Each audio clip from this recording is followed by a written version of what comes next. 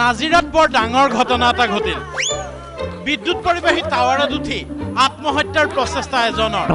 বিদ্যুৎ পৰিবাহী টাৱাৰত উঠিল এজন, আত্মহত্যাৰ অপচেষ্টা। নাজিৰাৰ ফুলনিবাৰীত মঙলবাৰে পুৱা সৃষ্টি হ'ল এই 2 ঘণ্টাজোৰা শ্বাসৰুদ্ধকাৰী নাটকখন। যুৱকজনৰ নাম প্ৰদীপ ভূঞা। বিদ্যুৎ পৰিবাহী টাৱাৰটোৰ প্ৰায় 80 ফুট উচ্চতালৈকে উঠিল প্ৰদীপ। খবৰটো বনজুইৰ দৰে বিয়পি পৰিল আৰু প্ৰদীপৰ এই কাণ্ড সচক্ষে প্ৰত্যক্ষ কৰিবলৈ ঘটনাস্থলীত সমবেত হ'ল উৎসুক ৰাইজ। টাৱাৰৰ ওপৰত উঠিয়েই যুৱকজনে আৰম্ভ কৰিলে এণ্টাৰটেইনমেণ্টৰ ফ্ৰী শ্ব'। তলত আত্মহত্যা প্ৰত্যক্ষ কৰিবলৈ অহা দৰ্শক আৰু ওপৰত যুৱকজনৰ হাঁহি খিকিন্দালি বিহু গীত।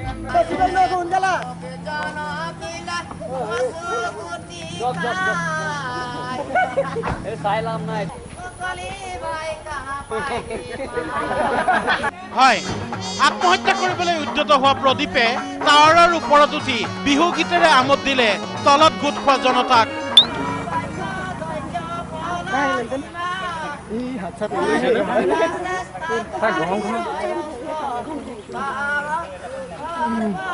একাংশই আৰম্ভ কৰিলে বুজনি, কিন্তু অবুজনক বুজাব কোনে, ঢেৰুৱা ঠাৰি সিজাব কোনে?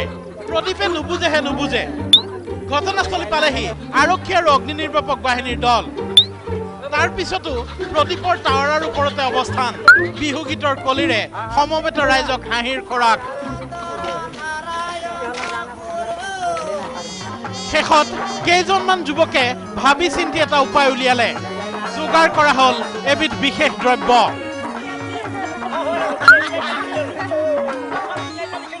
ওপৰত প্ৰদীপ, তলত যুৱক কেইজনৰ হাতত এইটো কি চাওক।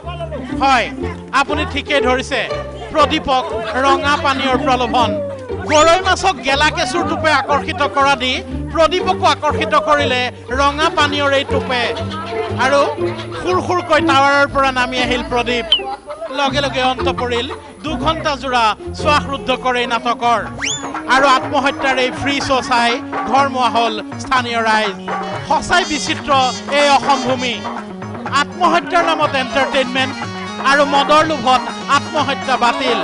এনে ঘটনা বোধ হয় অসম মুলুকতহে সম্ভৱ।